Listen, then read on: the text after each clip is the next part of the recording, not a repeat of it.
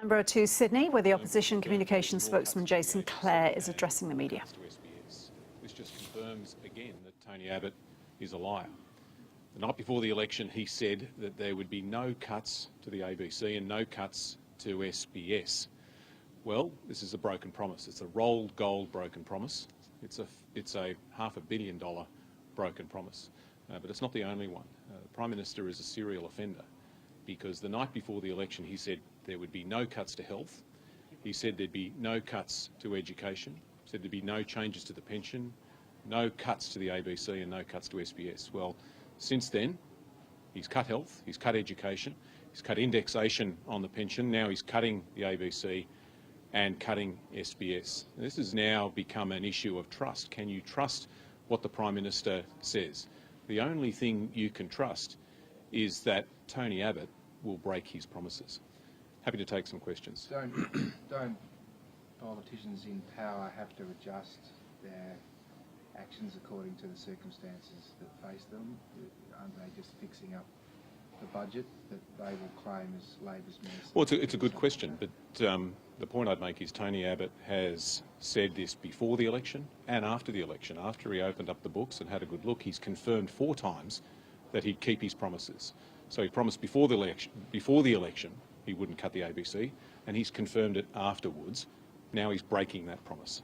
Promises aside, shouldn't the ABC face similar efficiency demands that other arms of the public service?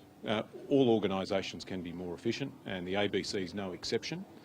In the past, when we were in government, we found efficiencies in the ABC, and we used that money to create ABC 24. We also used it to create ABC Online. That's what the government should do. What I'm urging the Prime Minister to do is keep his word, and to keep his word, he should find efficiencies inside the ABC and use it to create more programs and new services for the Australian people. What are you urging ABC management to do? They're facing this reality and they seem to be heading down the path of cutting programming. Malcolm Turnbull argues that that isn't necessary.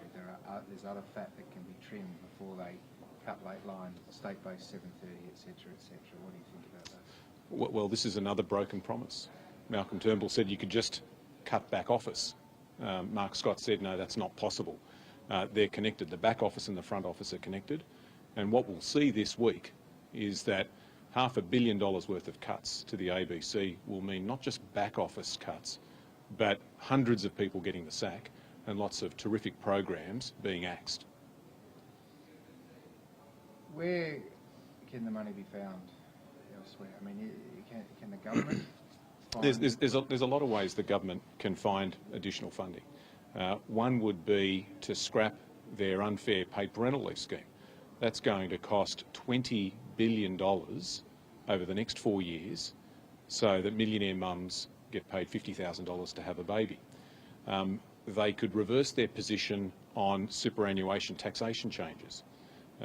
When we were in government, we said that if you've got about more than $2 million in superannuation and you're making more than $100,000 a year in interest on that superannuation, then from that point on, it'll be taxed at a higher rate. They've got rid of that. They've also decided not to proceed with taxation reform for multinational corporations. This is where the government should be heading, rather than breaking their promises. This is the point I want to stress here. It's not just one. This is a conga line of broken promises. Tony Abbott has broken more promises than Pinocchio. If you put him on a lie detector, it would blow up. And this is why people are so upset with this Prime Minister. Is there ideology at play here with the government and the ABC? Look, it's no secret that there's a lot of members of the Liberal Party who hate the ABC. I've had Liberal members of Parliament tell me that they'd like to get rid of it altogether. The risk for the Liberal Party, though, is that a lot of people who love the ABC vote Liberal and vote National. The ABC is the most loved and respected national institution in this country, and it's a lot more popular than this Liberal government is. And they need to be very wary of that when they take the axe to the ABC and SBS. On the popularity of this government, latest news poll figures on a two-party at least more increasingly in favour of Labor. What can be read into that? Well, I think what this shows is that people don't like liars, and this Prime Minister has lied. He's told more lies than Pinocchio, and people are getting sick of it.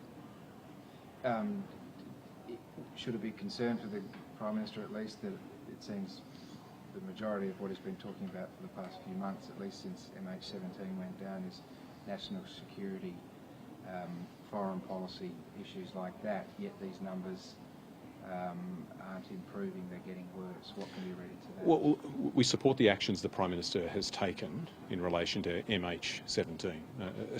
Innocent Australians were slaughtered in the skies above Ukraine, and we've worked cooperatively and constructively with the government in the area of national security. But Australians haven't forgotten about the budget. They haven't forgotten about how mean and unfair it is, and I think that's reflected in those numbers.